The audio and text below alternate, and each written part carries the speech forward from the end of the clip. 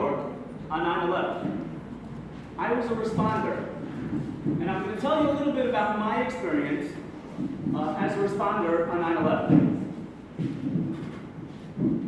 I'm humbled to be standing here today in Beit Shemesh, having been asked to share my experience at the World Trade Center on 9/11.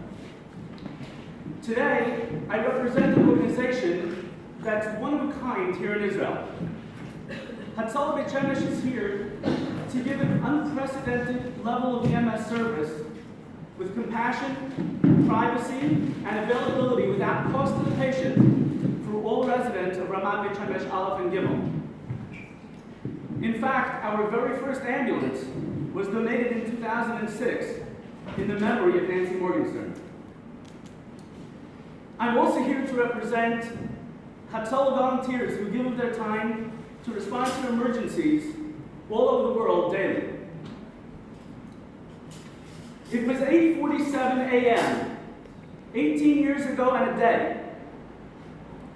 I was on the phone at my home in Muncie with a customer. My radio started crackling for a mutual aid assistance call for a plane that went into the World Trade Center. This was a very strange request for our local Muncie Hatzala chapter. I immediately hung up the phone with my customer, responded to my dispatcher, and began heading to our station. We were a group of 8 responders on my ambulance, and another ambulance loaded up next to us.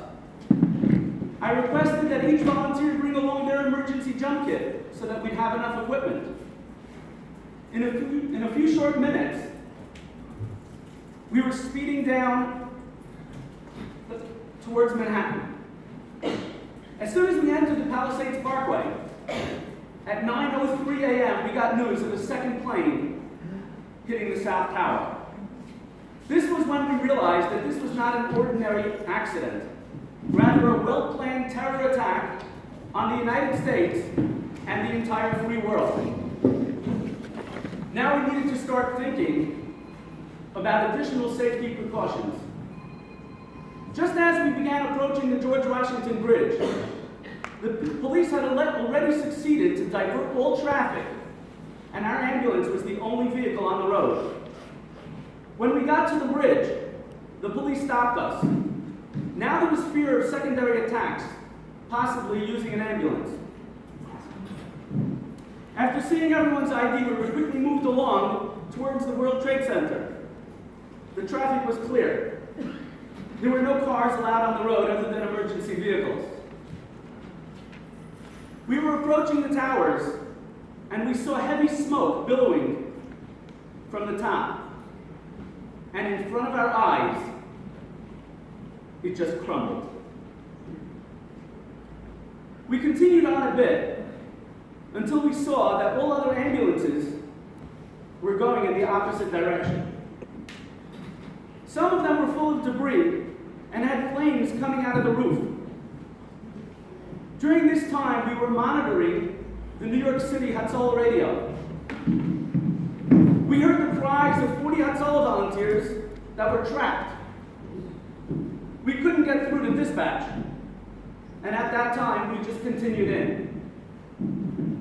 When we did make contact, the ambulance was sent to Wall Street and then to South Street Seaport. Baruch Hashem, all Hatzala responders were accounted for in the end. The worst injury was a broken leg. After the collapse at 10:28 of the North Tower, it became evident that there were no more immediate patients, and we were sent to Chelsea Pier to help build the field hospital. The coordination was unreal. Trucks came and dropped off water. Barges arrived at the seaport and offloaded 2 entire storage areas. Carpenters and electricians came and created treatment stations. There was a trauma area with about 150 stations and a medical area with 100 stations. Tractor trailers from the FDNY dropped off huge loads of medical equipment It just came pouring in. Volunteers arrived to man the stations. There were doctors, nurses, surgeons, paramedics, and EMTs. Every station had 2 or 3 volunteers. As a paramedic, the part that made the biggest impact as to the magnitude of what happened was when the head doctor of the FDNY came into the room with a megaphone. He made an announcement and said that they were expecting patients to be arriving soon on trucks. They were expecting 500 at a time. And I quote, "Although you normally have protocols and standing orders, and in other situations you use online medical control, today there are no rules. There will not be a doctor available to ask. If you think you need to do it, do it. If you don't, then don't. If you think you need to cut it, cut it. If not, then don't." In the end, we only saw 5 patients total in the field hospital. Almost everyone else that didn't get out before the collapse didn't make it.